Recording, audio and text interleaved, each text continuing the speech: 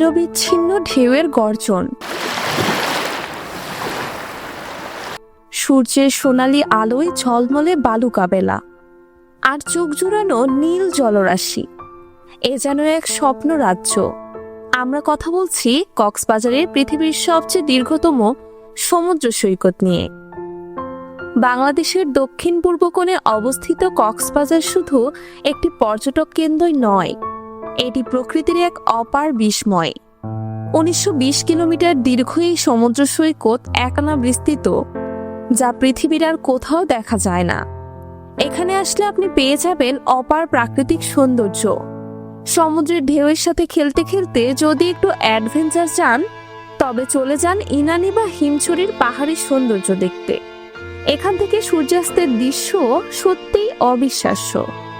কিন্তু কক্সবাজার শুধু সৈকত নয়, এখানে রয়েছে বৌদ্ধ মন্দির, মহেশখালী দ্বীপ, সোনাদিয়া দ্বীপ এবং গভীর অরণ্যের শাপলাপুর।